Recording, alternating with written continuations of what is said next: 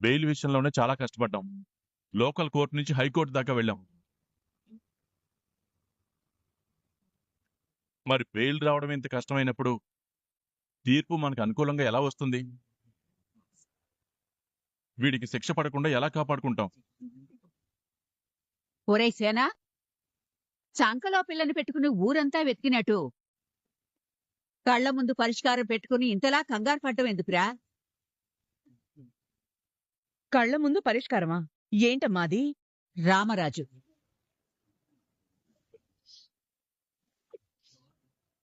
అంటే కోర్టులో అమూల్య వీడికి వ్యతిరేకంగా సాక్ష్యం చెప్పినందుకు వీడికి ఖచ్చితంగా శిక్ష పడుతుంది.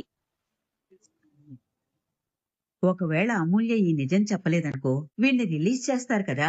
స్టేషన్ కి వెళ్లి వీడి మీద కేసు పెట్టినప్పుడల్లా కోర్టుకు వెళ్లి వీడికి వ్యతిరేకంగా సాక్ష్యం చెప్పకుండా ఎలా ఉంటుంది? రామరాజు చెప్తే చెప్పకుండా ఉంటుంది. ఆ కూలడు రామరాజు గాడు నా మీద, నా మేనల్లుడి మీద పీకల్లోతు కోపంలో ఉన్నాడు. వీడికి ఎప్పుడెప్పుడు శిక్ష పడుతుందని ఎదురు చూస్తున్నాడు. అలాంటివాడు వీడికి వ్యతిరేకంగా సాక్ష్యం చెప్పొద్దని కూతురికి ఎందుకు చెప్తాడు? ఎలా చెప్తాడు? మనం వెళ్లి బ్రతిమలాడుకుంటే చెప్తాడే.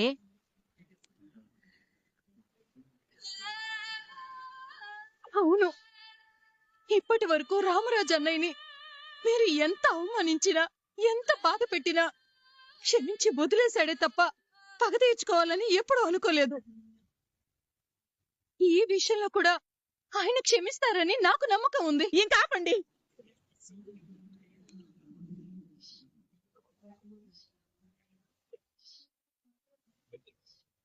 ఆ కూలోడి ముందు నే తల దించుకోవాలా? వాడింటికి వెళ్ళి వాడిని బ్రతిమాలుకోవాలా?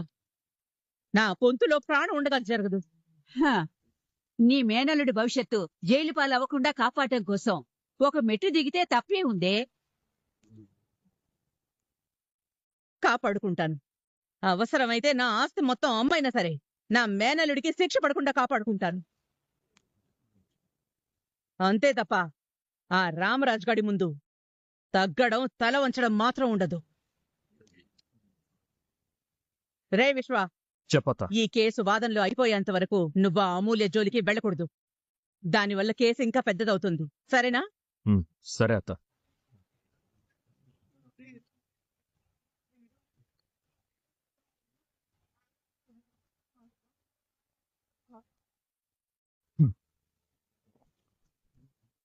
ఆ అమూల్య జోలికి వెళ్లకుండా ఉండాలా?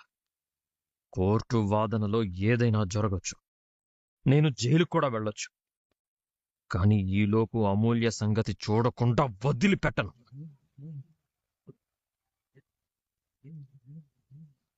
చూస్తా. నేను జైలుకెళ్లే లోపే దాని అంతు చూస్తా.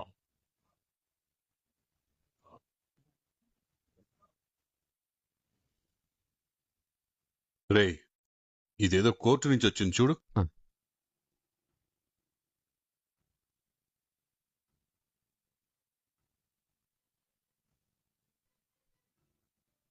ఏంట్రా అది?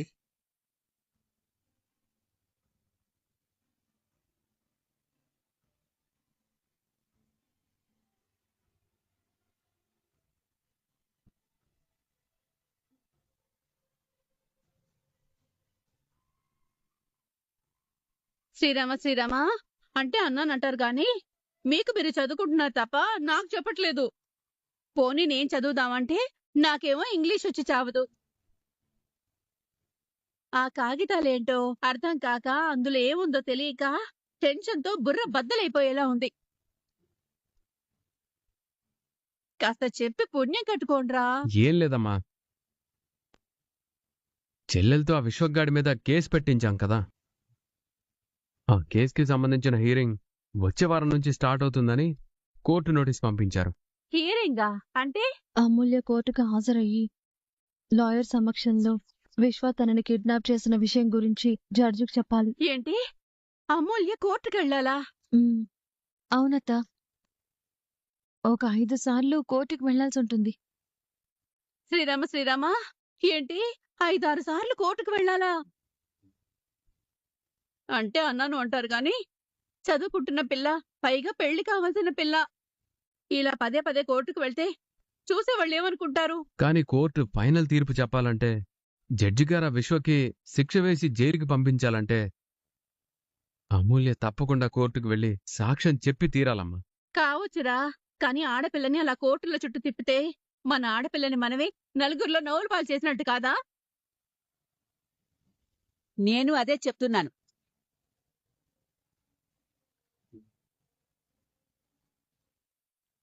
అన్నయ్య, నా కొడుకు చేసింది తప్పే. అందుకే వాడు 1 నెల రోజులు జైల్లో ఉండి వచ్చాడు. వాడు చేసిన తప్పుకి అదే శిక్ష అనుకొని వాణ్ణి వదిలేయండి అన్నయ్య. దయచేసి అమూల్యని ఈ కేసుని వెనక్కి తీసుకోమని చెప్పండి.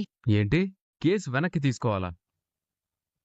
మీ కొడుక్కి శిక్ష పడుతుందనేసరికి మీకు కన్న మమకారం గుర్తొచ్చిందా?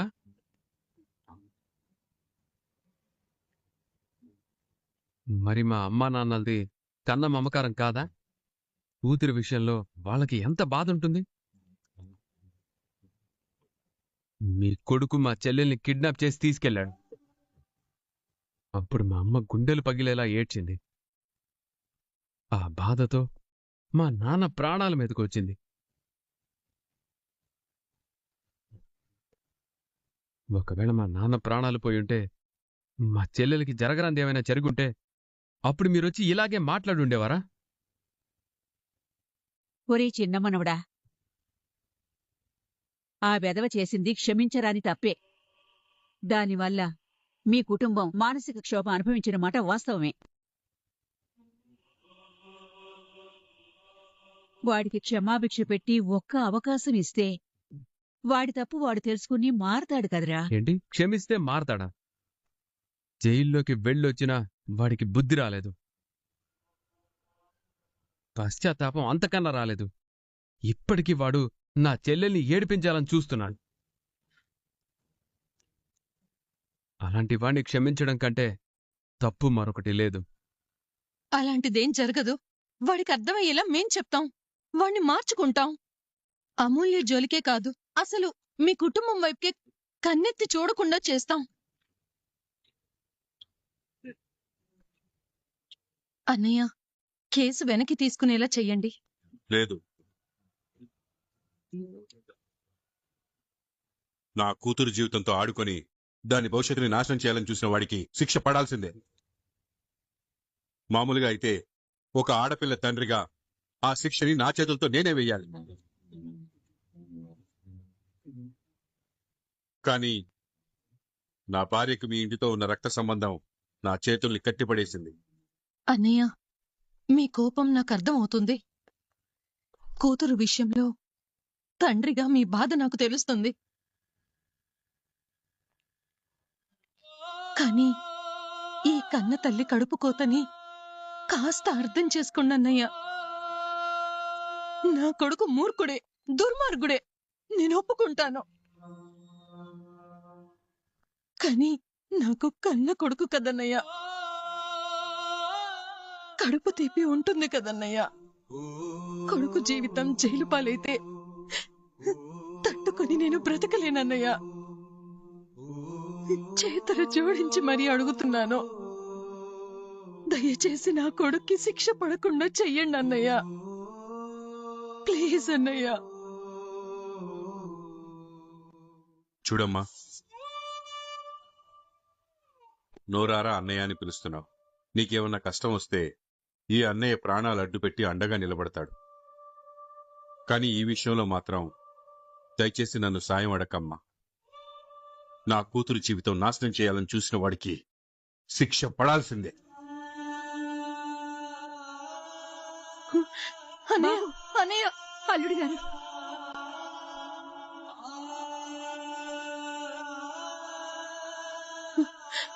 ప్రేమ, నీ అత్తయ్య మావయ్యలకి నువ్వైనా చెప్పవే. నీ అన్నయ్యకి శిక్ష పడకుండా చూడమని చెప్పవే. కూతురు గురించి ఇంతకంటే ఎక్కువ బాధని వాళ్ళు పడడం నేను కళ్ళారా చూశానమ్మా. అందుకు కారణమైన వాళ్ళని కాపాడమని అడగడానికి నీకెలా మొహం చెల్లుతుంది?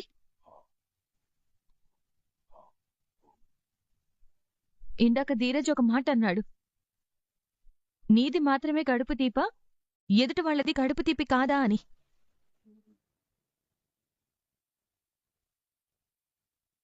మరి తెలిసి కూడా నువ్వొచ్చి ఇలా అడగడం ఒక రకంగా స్వార్థం అవుతుందమ్మా.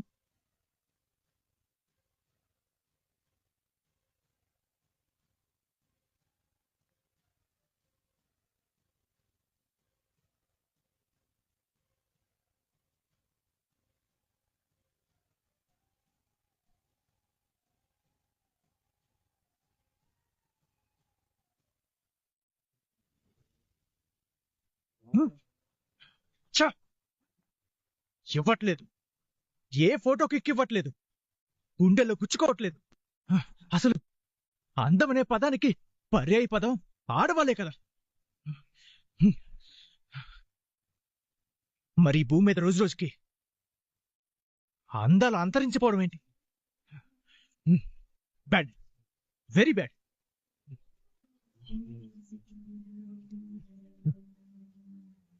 Bad, very bad.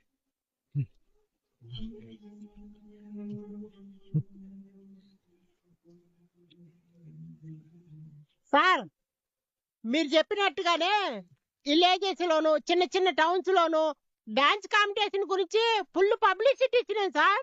కొన్ని అప్లికేషన్లు వచ్చినాయి సార్, చూడండి. చూపించు, త్వరగా ఇవ్వు.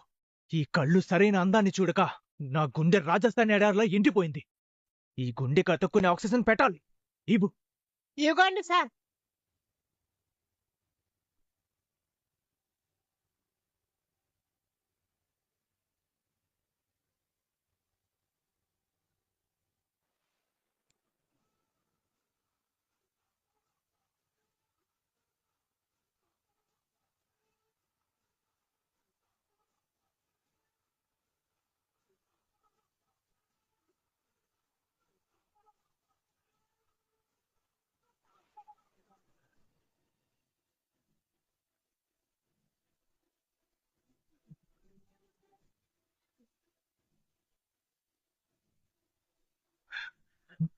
ఈ ఫోటో ఏంటయ్యా? గుంటూరు కారంలా ఎంత ఘాటుగా ఉంది. ఈ ఫోటో చూడగానే గుండె బుల్లెట్ ట్రైన్ కంటే ఫాస్ట్ గా పరిగెడుతుంది. ఆ అమ్మాయి ఎరుగుంటు talent sir, extremely talented sir. ఒకసారి వీడియో చూడండి.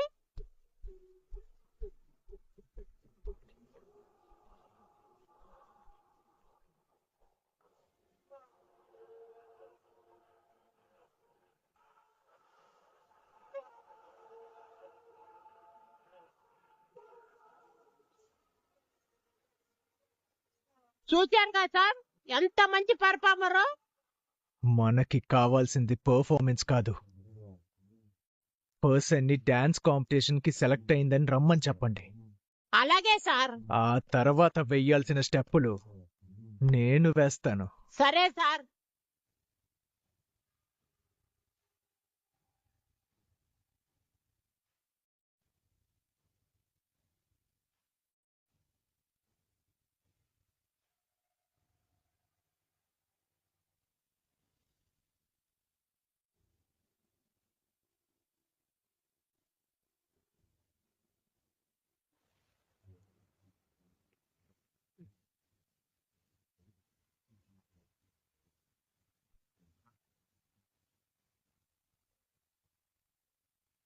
మీ అన్న ధీరజ్ గాడు మా నాన్నకి యాక్సిడెంట్ చేసి చెయ్యి విరగ్గొడతాడా? ఈరోజు ఆ నొప్పి ఎలా ఉంటుందో నీకు తెలుస్తుంది. ఆ బాధ ఎలా ఉంటుందో మీ అన్నకి తెలుస్తుంది.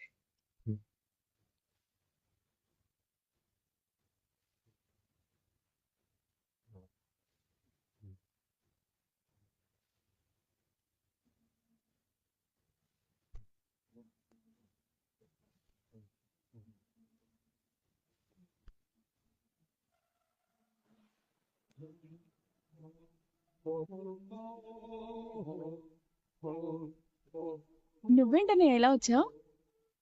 పెద్దోడికి ఖాళీ లేదంట, నన్ను వెళ్ళమన్నాడు. అవునా?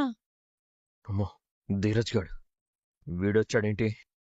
సర్లే, బైక్ ఎక్కు, వెళ్తూ మాట్లాడుకుందాం.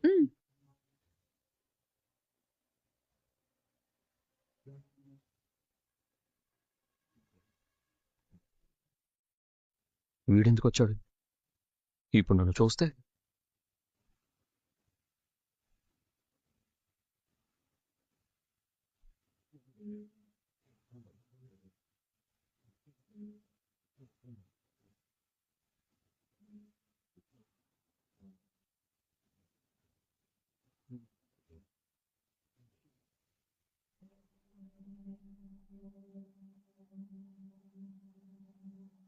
అమ్మయ్య, వీడు నన్ను చూడలేదు.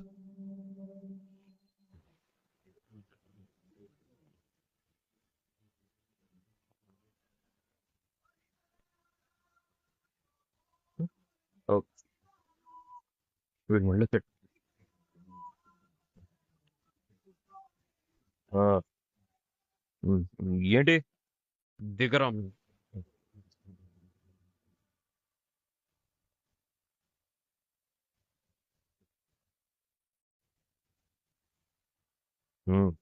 ఏంటి ఏంట్రా ఎక్కడున్నావు? ఆ? నా ఇష్టం, నేను ఎక్కడైనా ఉంటాను. నువ్వెవరు అడగడానికి? పోనీ పోలీసులు అడిగితే చెప్తావా? ఓ, పోలీసులేంట్రా? ఆయన నేను ఇప్పుడు ఏం చేశాను? నువ్వు నా చెల్లొచ్చే రూట్లో ఏం చేస్తున్నావురా? ఆ? ఏం ప్లాన్ చేసావు? ప్లాన్ ఏంటి? ఏం మాట్లాడుతున్నావు?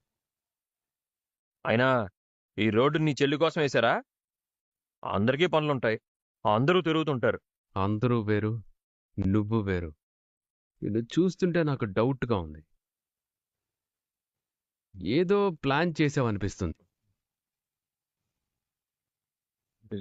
ఇదిగో చూడు, నేను క్యాజువల్గా పని మీద వెళ్తున్నాను. లేనిపోని నిందలు వేయకు నా మీద. అయినా నీ చెల్లెలు రోజు వేరే రూట్లోంచి వెళ్తుంది కదా, అయినా ఈరోజు ఇటెందుకు వచ్చింది? నా డౌట్ కూడా అదేరా. ఈరోజు నా చెల్లెలిటి వెళ్తుందని నీకెలా తెలుసు? నేనిక్కడికి వచ్చే టైంకి నీ కార్ ఫాస్ట్గా వస్తుంది.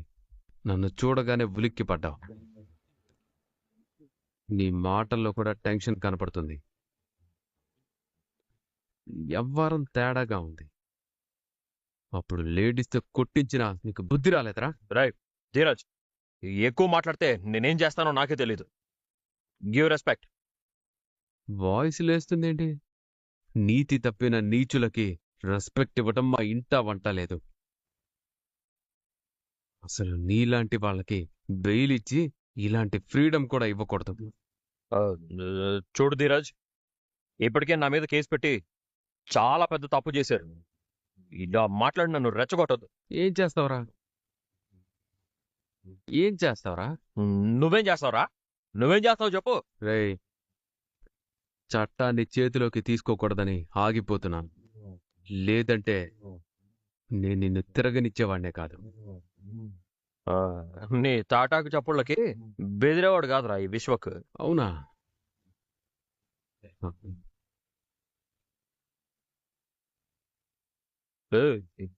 ఏం చేస్తున్నావురా? పోలీసులకి ఫోన్ చేస్తున్నాను. కేసు పెట్టిన అమ్మాయి పైన బెదిరింపులకి పాల్పడుతున్నావని ఇంకో కేసు పెడతాను. ఇప్పుడు నేనేం చేశాను రా? నువ్వు నువ్వేం చేశావో, ఏం చెయ్యబోతున్నావో ఇప్పుడు పోలీసులు వచ్చి నీ చేత చెప్పిస్తారు. నువ్వు ఆగరా, మధ్యలో పోలీసులు ఎందుకు? నువ్వే అన్నావు కదరా ఇలాంటి తాటాకు చప్పుళ్ళకి భయపడ్ను అని. ఏదో నోటి దోలతో అన్నానులే. సారీ, వదిలి. రేయ్, నువ్వు నా చెల్లి వెళ్లే దారిలోనే కాదు, తను ఉన్న ఏరియా సరౌండింగ్స్లో కనపడినా నీ శేష జీవితం కటకటాలే. జాగ్రత్త.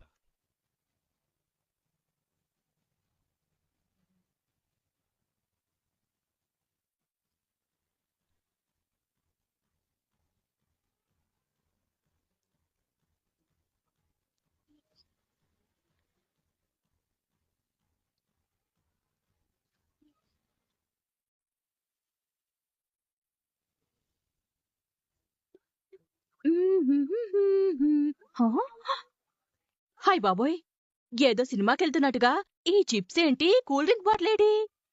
సినిమాకెళ్తే 2 గంటలకో 3 గంటలకో అయిపోతుందన్న క్లారిటీ ఉంటుంది. కానీ కచేరీకెళ్తే ఇన్కమింగ్ మన చేతిలో ఉంటుంది, అవుట్ గోయింగ్ వాళ్ళ చేతిలో ఉంటుంది. ఉదయం నుంచి కచేరీ కచేరీ అని చంపుతున్నావు. అసలు కచేరీ అంటే ఏంటి? నీకు చెప్తే అర్థం కాదు, చూస్తే గుర్తుండిపోద్ది. సీరియల్ చూడబోతూ కథ గురించి అడిగినట్టు కంగారెందుకు? సుద్దు గాని రా. అలాగే పద. రారాయ్ బల్లకరారాయ్ రారాయ్ బల్లకరారాయ్. ఎలా ఉంది బల్లకాయ్ మా ఆహ్వానం? మీరేమైనా పేరంటానికి పిలిచారా? ఎంత ఉల్లాసంగా ఉందో, ఎంత ఉత్సాహం ఉందో అని పొగుడుకుంటూ చెప్పడానికి. పొలి పాటకి పిలితే చింకు పిల్ల పొట్టు సీర కట్టుకొని అందాలలో అహో మహోదయం నీ చూపుకే నవోదయం అని పాడుకుంటూ ఎగురుకుంటూ వచ్చిందంట. నా పరిస్థితి కూడా అదే కదా. కూసో. నువ్వు జింక పిల్లతో పోల్చుకుని భలే కామెడీ చేస్తున్నావు బల్లకాయ్. తమరిది తోడేలు, గుడ్లగూబ, నక్క, ఆ సామాజిక వర్గం. ఊరుకోండమ్మా, మీరు మీ పొగట్టులో నాకు దిష్టి తగలవని. ఆటతో పోలిస్తే నీకు దిష్టి తగులుద్దా? నీ బుర్రేంటే వల్లి గోడ కొట్టిన పిడకలాగా రోజు రోజుకి ఎండిపోతుంది. నువ్వు రావేమో అనుకున్నామక్కాయ్, కానీ స్కూల్కి వచ్చినట్టు చాలా సిన్సియర్గా వచ్చావుగా. రాకపోతే మీరే వచ్చేతారుగా. పోలీసులు వచ్చి ఎత్తుకెళ్ళిపోవడం కంటే పోలీసులకి సరెండర్ అయిపోవడం మంచిది కదా అని. చిప్స్, కూల్ డ్రింక్ గట్టిగా ప్రిపేర్ అయి వచ్చినట్టున్నావుగా.